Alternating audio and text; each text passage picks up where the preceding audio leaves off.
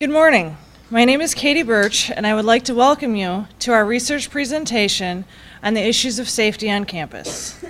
I would also like to give a warm welcome to our community stakeholders. As I introduce them, would you please just rise? Barb Lester from the Heritage Hill Association. Emil Jensen from the First United Methodist Church. Misty Stanton from the United Way. Estante Kane and Ken Dahlman from the Grand Rapids Library. Mr. Gary Ebos and Miss Jan Willis, both instructors with the Criminal Justice Program here at GRCC. Also in attendance is Director Richard of the Grand Rapids Community College Police Academy. If there's anyone else from the community that I have missed, please rise and introduce yourself. Today I'm going to talk a little bit to you about the mission, vision, and values of Grand Rapids Community College. Our vision: Grand Rapids Community College is a vibrant institution of higher education dedicated to enriching people's lives and contributing to the vitality of the community. Our mission: it is the mission of the Grand Rapids Community College to provide the community with learning opportunities and enable people to achieve their goals. We have values here at Grand Rapids Community College. Our values include responsiveness, accountability, innovation, diversity, excellence, respectfulness, and service.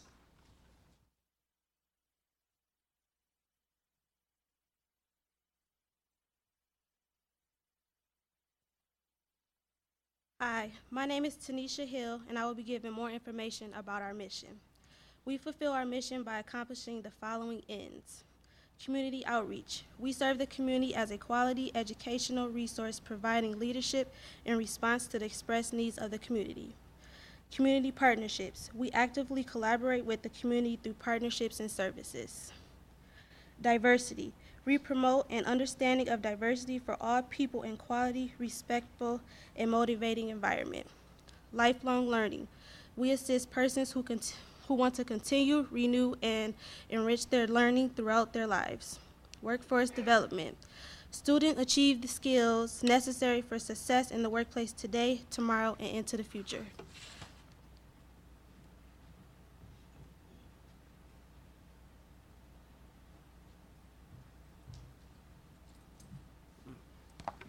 Hello, my name is DeMichael Taylor, and I touched up on workforce development.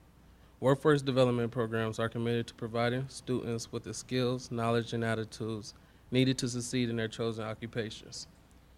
Offerings reflect the needs and desires of students as well as the community needs for educated workers. Workforce development is comprised of approximately 124 full-time, 150 part-time, and 78 regular staff members. The department is headed by Dean Fiona Hurt and Associate Dean Paula Sullivan. The School of Workforce Development is committed to the delivery of innovative and responsive workforce learning and program services. They together strive to ensure that students and customers are prepared for current and future employment and also lifelong learning.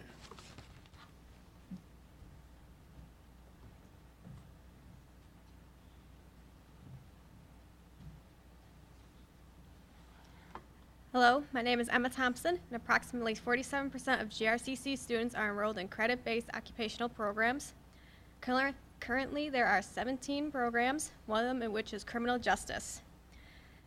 Grand Rapids Community College Criminal Justice Department is conspired of 4 main programs: juvenile services, corrections, addiction studies, and law enforcement. Grand Rapids Community College,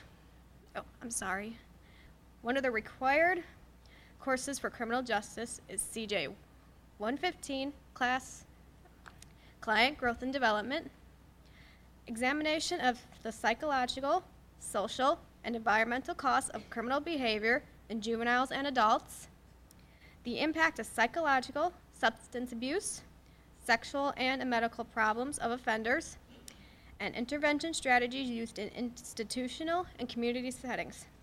Now I will turn it over to purpose of research.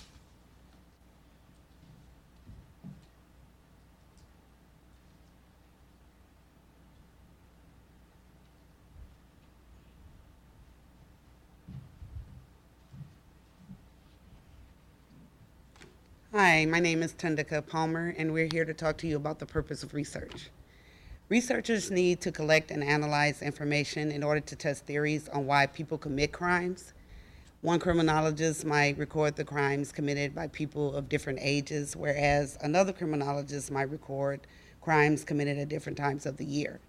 This helps to build a support network of professional colleagues that can share valuable resources that they can share with agencies such as the police and fire department, public health, and emergency medicine.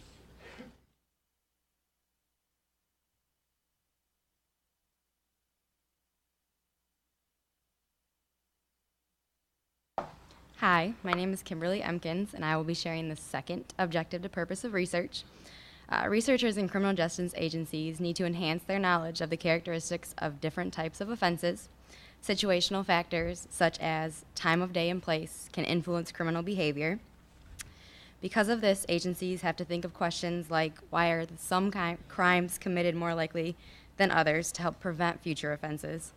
Therefore, all of this information is needed to deteriorate crime and develop ways to control it.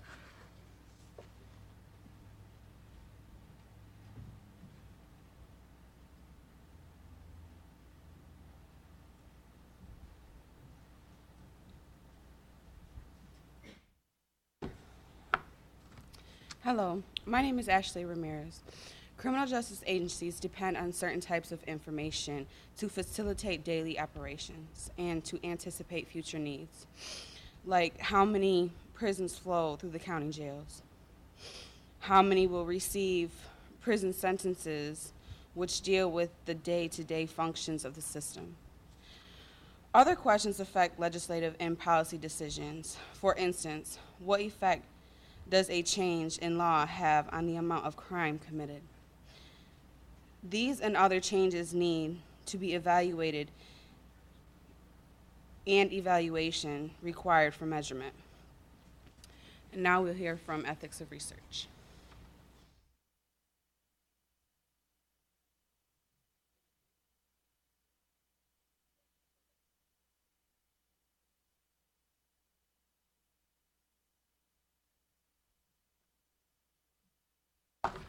Good morning. My name is Rochelle Fochman, excuse me, and I'm going to talk a little bit about the importance of ethics in criminal justice research. Ethics in research is used to differentiate between right and wrong behavior. It is crucial for the foundational values of justice, to use truth and honesty in keeping with the code of ethics and many divisions of criminal justice, and to protect the freedom and constitutional rights of the people.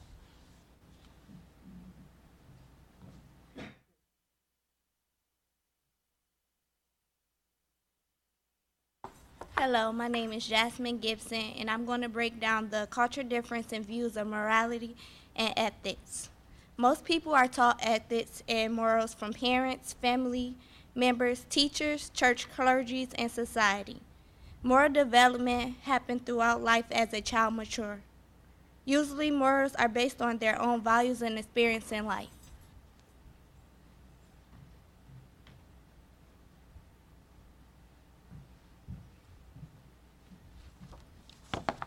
Hello, my name is Jamaica White, and I'm going to explain why ethics in the criminal justice system are in place. Ethics in the criminal justice system are in place to help many understand how misjudgment by any professional in the field of criminal justice can cost you your freedom for a crime you did not commit. Ethics are extremely important for those in positions of power because they have a huge influence on society. A strong and clear code of ethics is critical for the justice system to work properly.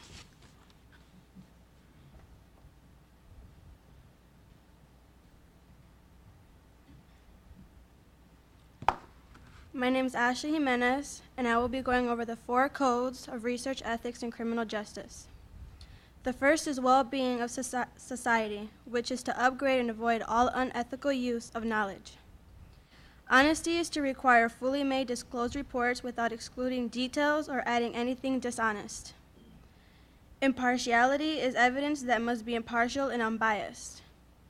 Confidentiality is information about anyone involved in any particular case must be kept confidential at all times. Up next are types of research.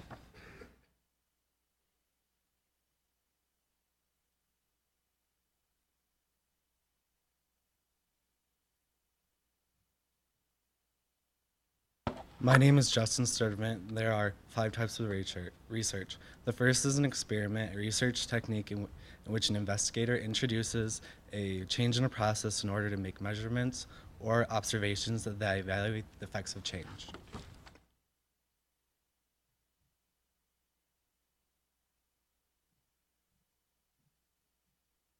Hello, my name is Heather Pratt. 2 more types of research include non-participant observation.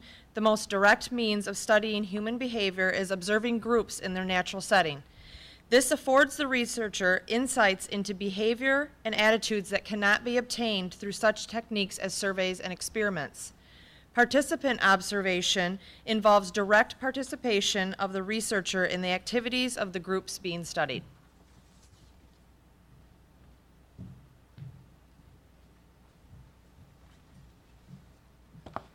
Hi, I'm Leanna Gildersleeve. I'm going to tell you about surveys. A survey is a systematic collection of respondents' answers to questions asked in a questionnaire or an interview. The population is a group of people who take the survey. A sample is a group of people specifically selected based on certain factors like age, sex, race, and occupation. A random sample is a group of people out in the community who are randomly handed a survey to ensure that all types of people will be involved in the research.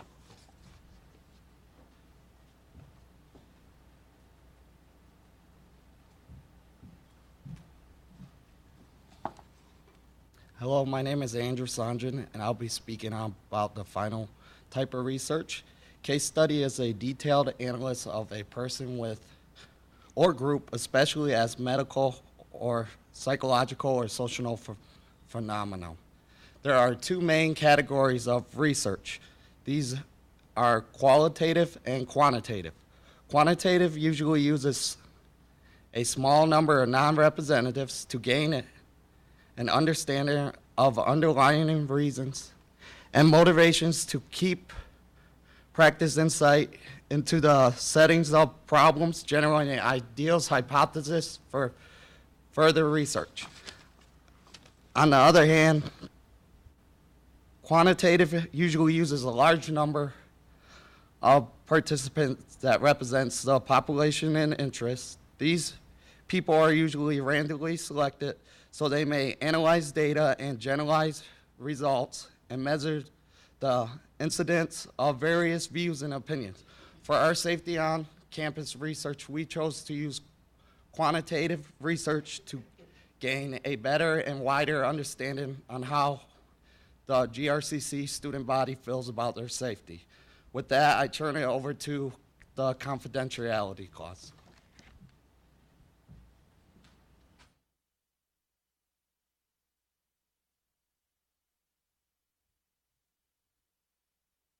Good morning, my name is Leo Moss. My portion of the criminal justice research program or project is a confidentiality clause. The reason behind a confidentiality clause is to put a respondent at ease to self-disclose their personal information and personal experiences to our researchers. Without a confidentiality clause in place, we would not be able to collect enough pertinent data to complete our research.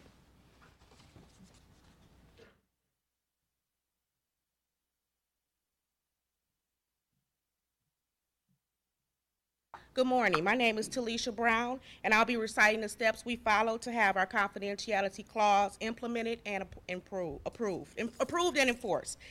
First, we researched online what the purpose of a confidentiality clause was and what it must include. Secondly, we had the finished clause approved by Professor Banks. Thirdly, we contacted Deputy Chief Harold Woodworth at the Grand Rapids Campus Police to have it implemented and approved. And lastly, we presented it to our graphics group to have it added into our presentation.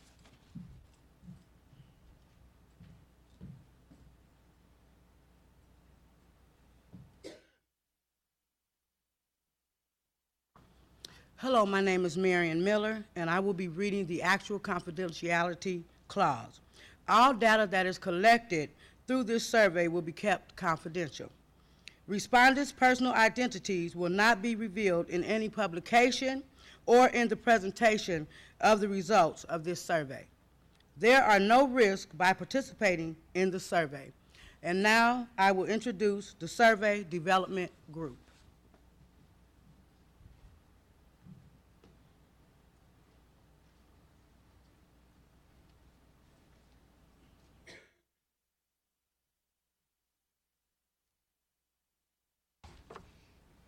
Hi, my name is Travis Ward. We sat down with our class and recorded about 20 different questions that we could put on our survey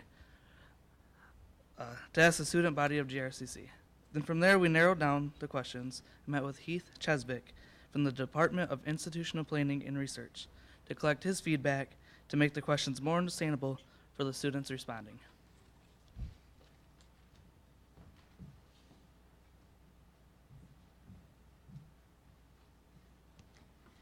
My name is Alyssa Wieringa, and I am covering the 5 types of survey questions.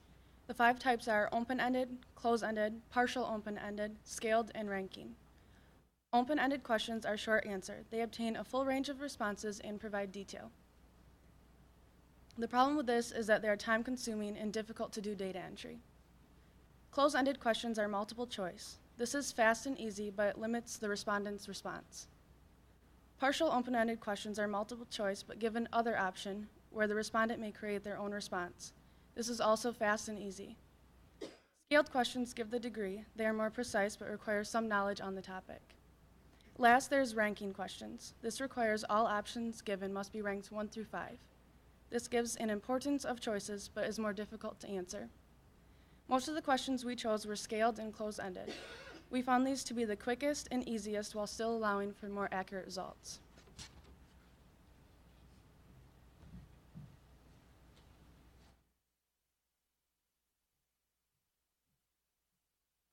Hi, I'm Paul Rainville. With our questions, we use mostly the scaled questions and the closed-ended questions, asking questions to students to see if they were familiar with such services as escort service or the blue light service.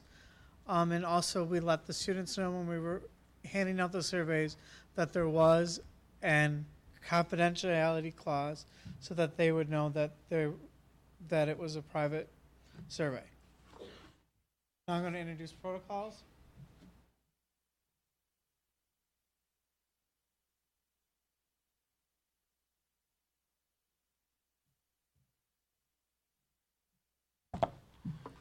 My name is Gerald Bankson, and I would talk about planning a protocol.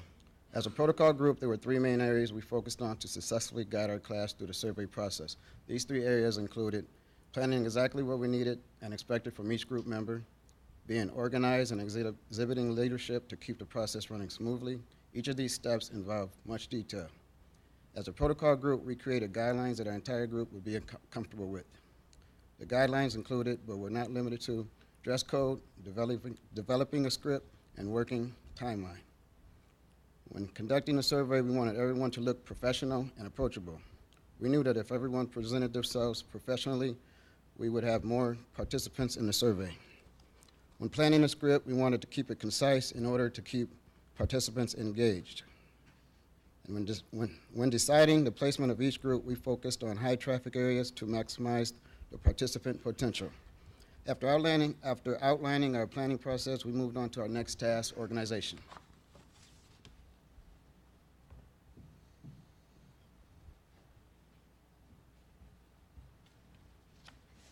My name's Amanda Engelman, and I'm going to be going over the organization process for the protocol group. Once we figured out all the steps that we needed to cover, we then needed to establish how the survey would be conducted.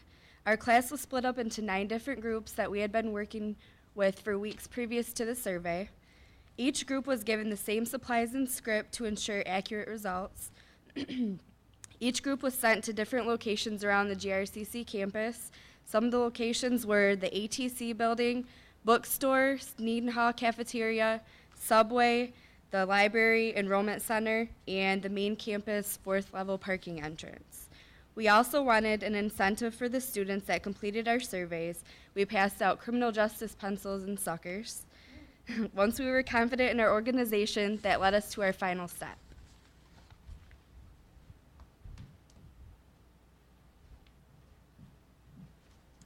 Hi, my name is Brittany Steele, and as part of the protocol group, we not only had to plan and organize all that the survey process entailed, we also had to demonstrate leadership in regards to the final class presentation. We handled everything from the layout of this room to the arrangement and timing of the groups that would be presenting. In showing this leadership, we had to try our best to be clear and concise in all direction we gave our classmates. This ensured that our presentation would go as smooth as possible. We were also responsible for answering any questions that any of our classmates might have had. And at last, after a series of trial runs, we made any final corrections to the presentation that were needed so that we were prepared as possible for today. Now we will hear from the presentation group.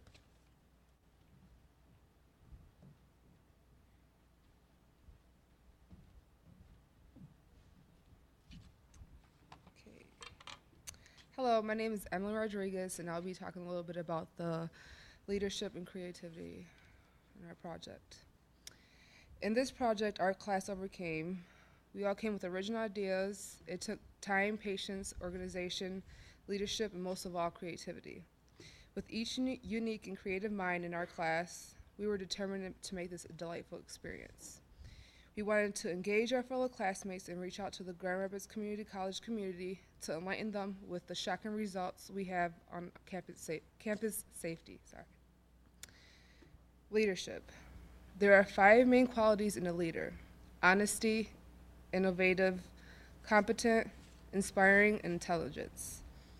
Simply possessing each trait is not enough. You have to display it in a way that people notice it. People want to see you actively demonstrate these leadership qualities and will not just assume that you have them. It isn't just enough to be neutral. Our class went above and beyond to complete such a project in such a short time. I believe we delivered these 5 qualities in this project. We are all leaders.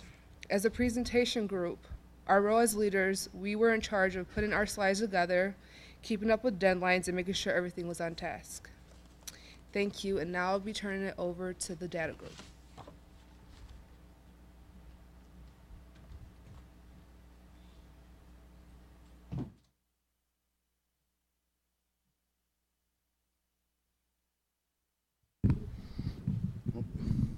Hello, my name is Michael Marker, and I served as a member of the data group. The data group was responsible for the collection, analyzation, and interpretation of the survey results.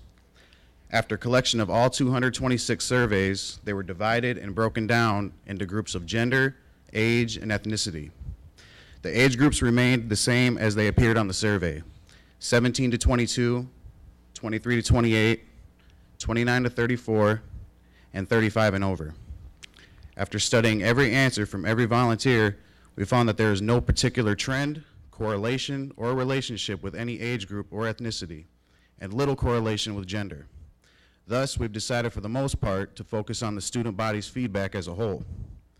If there were to be one main conclusion drawn from these results, it's that students from all walks of life want to be and feel in a safe learning environment. Question 1 pertains to the blue light stations. It asks students, do you feel the blue light stations are effective in keeping you safe on GRCC campuses? The options given for answers were very effective, somewhat effective, not at all effective, and never heard of it. Of 226 students, 113 male and 113 female, 47 responded to the blue light stations as being very effective. 111 chose somewhat effective, only 12 said not at all effective, and 53 students, over 23%, never heard of the blue light stations.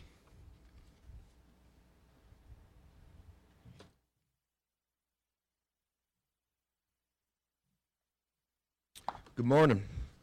My name is Carl Hergenreiter. We asked how safe do you feel during day and night classes on GRCC campuses. 67% of males and 85% of females said they felt safe during the day, while 33% of males and 15% of females said they felt safe during night classes. We also asked, have you ever seen an assault or have committed an assault on a GRCC campus? Out of the 113 males surveyed, 4 of them said they have seen an assault, while 11 males admitted to committing an assault. Out of the 113 females surveyed, 5 of them said they have seen an assault, while 3 of them admitted to committing an assault on a GRCC campus.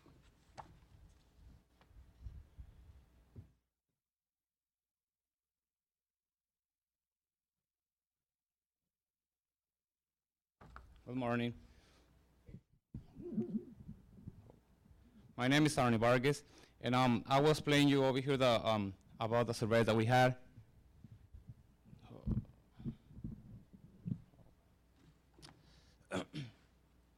Well, the question was, where do you feel safe?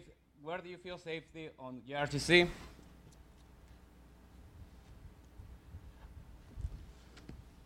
Out of the 226 surveys, 72 individuals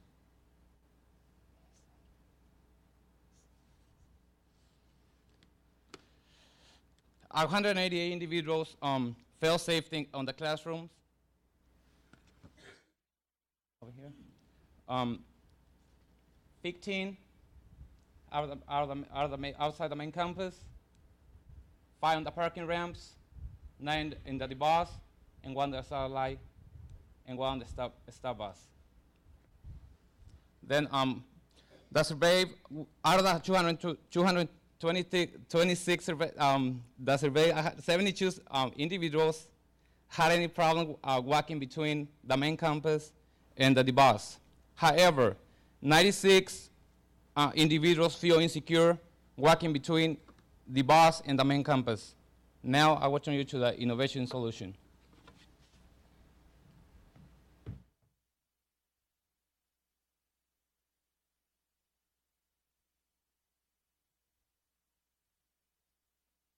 Hi, my name is Nate Scott. I am part of the Innovative Solutions Group, coupled with developing innovative outcomes based on the research we received from the survey. We also had the task of developing the roster of who we would invite here today. We felt it was important to invite the student body because their safety was our motivation with conducting this research. Then we also wanted to invite other key stakeholders within the campus, so we looked to our board of trustees, to the president of our college, and to the administrators on campus.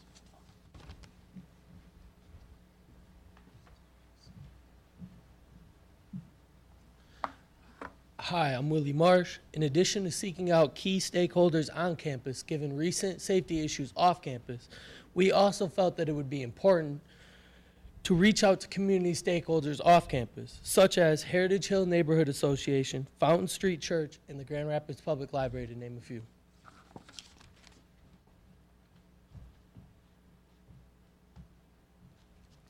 Hello, my name is Isaac Tyson. When considering innovative solutions, the first thing that we realized is that our state is in a time of economic crisis. We did not want to come up with any solutions that would require extra funding, but rather we focused on harnessing the resources that we already had to make GRCC a safer place. The first idea that we came up with was to use GRCC students, criminal justice students particularly, and the cadets particularly, to secure our campus. How we would do this was these students would do internships for the GRCC police, and they would not be paid, but they would bulk up security all over the campus. This idea has many, many benefits. Some of those benefits are this would provide many more internships for our criminal justice department students. Another benefit is we always talk about GRCC being a place of workforce development. Well, if you were to get on-hand experience here at GRCC, what better workforce development than that? Those students would be able to have experience in the area of basic security skills as well as interaction with the public. One of the biggest benefits to this solution to campus safety is it comes with little to no cost. Because these students would be interning, there would be no cost to anyone. Another awesome benefit of this solution is that we would have a way to secure our off-campus sites. One of the things we discussed was that many of the off-campus sites have little to no security. With more numbers helping with security, that would be possible. You might be asking yourself, does GRCC really have qualified students prepared to provide security for their own campus? The answer is yes. We have many, many students here at GRCC in different fields that are fully equipped and capable of handling this duty. Some in the corrections department, law enforcement, let alone over 300 students at GRCC with former or present military experience. This is an awesome solution that I hope everyone here looks forward to seeing be implemented. Another solution that we talked about was a text line. We met with Chief Whitman of GRCC, and she emphasized to us that she has been focusing on getting information to the students about the crimes on campus and what's going on in our campus. Well, one thing that needs to be focused on is we need to focus on the students getting information to the GRCC police. We understand that in a time of conflict, it may not be appropriate to pull out your cell phone and make a phone call, but a quick text or a quick message to GRCC police would allow them to assess the situation better and be better prepared to deal with any situations that happen here on campus. Another solution that we had is we need to bulk up our transportation in many ways. Many of the students that come to class at night are having to walk because the dash buses do not run in the evening. They're forced to walk from the main campus to Sneden Hall. We believe that the dash buses need to run more in the evenings, and also if we were to implement the student interns for security, they would be able to patrol with those dash buses to give all of us a better feeling of safety here at GRCC.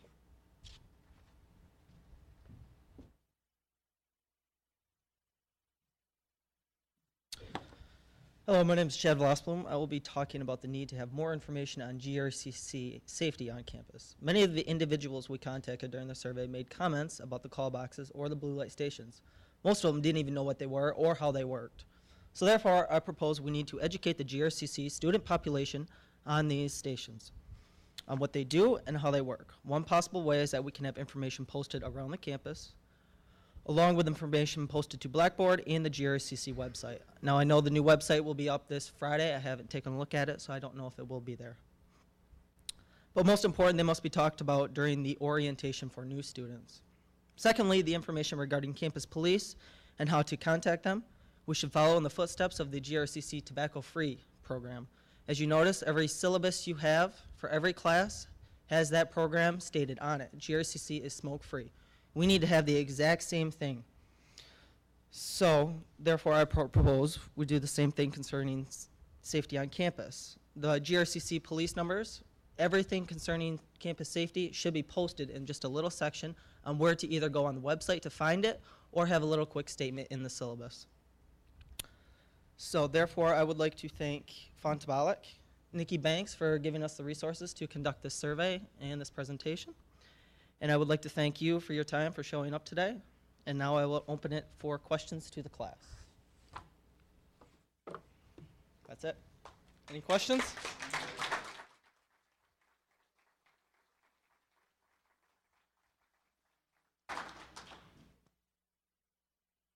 Yeah. I wouldn't know yet. Sorry about that. How are we getting graded?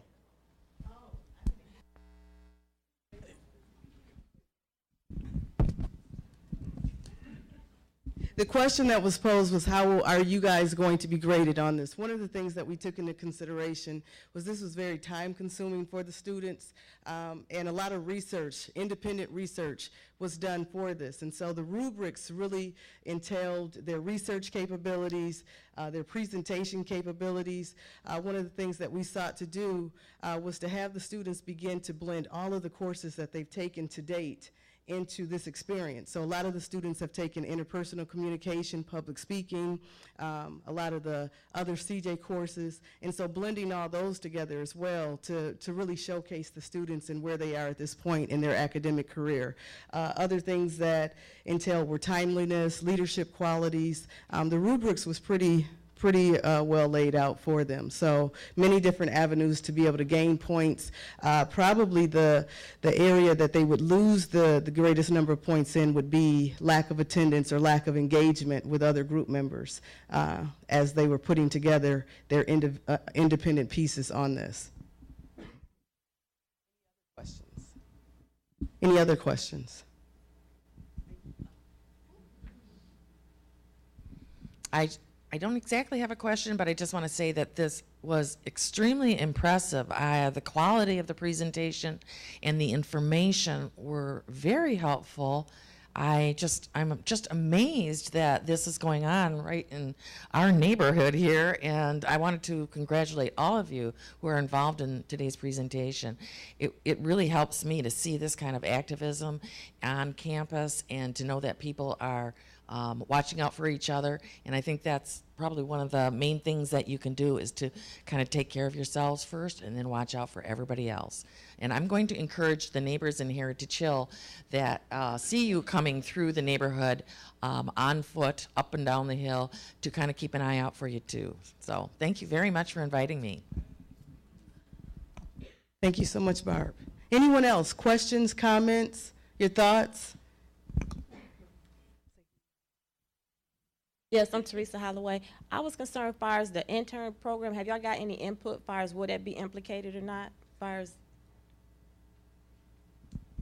At this point, we know that our department head, Mr. George Zeef, has taken strides to meet with the chief of police, and we also have Director Richard here as well from the Police Academy, and also Mr. Gary Ebels, that oversees CJ115, and so we're taking great strides to make sure that that happens. Now, please do not bombard Chief Whitman's office, Ms. Holloway. You guys want to say anything? I'm sure. Excellent. Excellent point. Others, comments, thoughts? You've heard your peers. Give them some feedback. Positive as always, Ms. Woodall.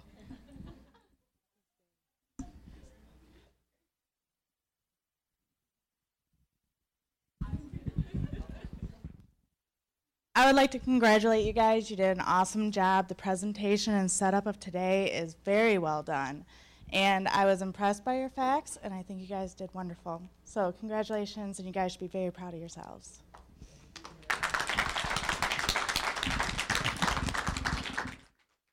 Any final comments?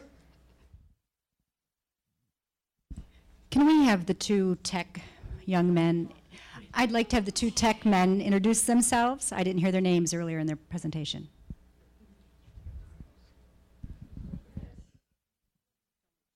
What's that? We're in the presentation group. My name is Kyle Davies. We got all the slides from everybody and put them together, changed stuff, made it what it is today. Tell them what time you had. Well, I did send her an email at 3:30 in the morning last night, so that was a nice little wake up, but she did wake up to a very nice slideshow, so it all turned out well today, so hand it over. And I'm Mike Bowers, by the way, obviously. And that's pretty much everything summed up.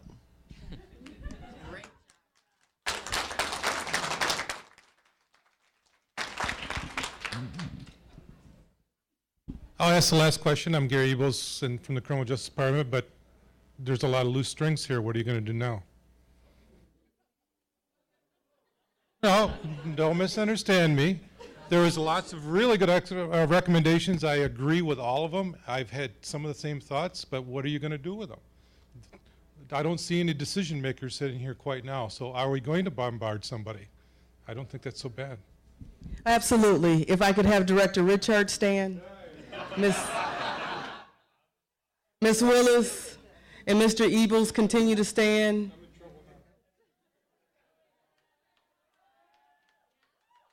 Now, I had them stand because these are persons that are part of the primary core of the CJ department, with Mr. Ebels. Mr. Zeef is in class right now, myself, and also Director Richard, Ms. Willis heading up addiction studies. And so it's our goal. We're meeting literally every other week in terms of implementing various pieces of not only this presentation, but just growing the criminal justice department for you all. Not for ourselves, but for you all, recognizing that much time and energy is going into trying to implement anything we think is necessary to project you guys forward. So when you heard the students talk about workforce development, we're very passionate about being under this division of the college. And so anything that we can do, whether it be from internships to curriculum development, understand that we are working tirelessly to improve, to enhance, to further connect you guys to those critical stakeholders in the community and on this campus. Gary, they did do a reach out to the administrators, and in previous presentations, we have had key people here on campus, but for the most part, I do know that Chief of Police Whitman is at a conference that she could not get out of. And so we're very invested. This will go up on YouTube, but in terms of implementation, the students will now look to us. In terms of this project, the tough part is that we do come up with a lot of good resources and recommendations at the end, but for each class to have a new experience of going through this entire piece, we start from the beginning and work up to this point. And so I would think it would be fair to state that it's up to us as those primary forces in the criminal justice department, the primary heads, to push the students' ideas and recommendations forward. And students know that we're doing that. Not all of them. There are some that are questionable, not with this group. But we are doing that for you guys and on behalf of you guys. We also have Ms. Andrea Sykes and Mr. Gary Lehman here as well that have been your instructors also in this program. And we all know that Ms. Fawn Tabalik works tirelessly for you all as well. Fair enough?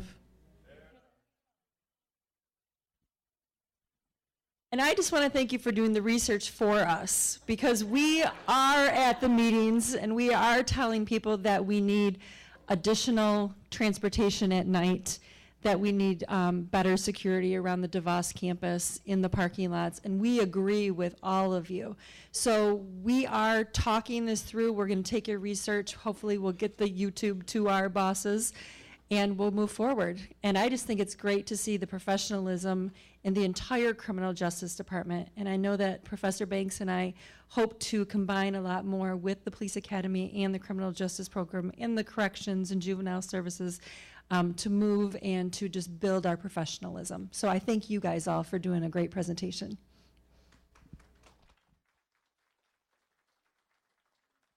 So folks, just in closing, I do want to thank my CJ115 students. I know that I fussed a lot, but I also snuggled and held you all as well. That's the nurturing side of me. I do have a nurturing side, whatever. And so I want to congratulate you all on your presentation. If no one else, realizes the tremendous amount of work and for some barriers that you had to overcome in terms of speaking in public, in terms of just executing a lot of the skills that you guys have attained from your other criminal justice classes. So it was wonderful to see you all blossom. You guys did a fine, fine job. Thank you very much.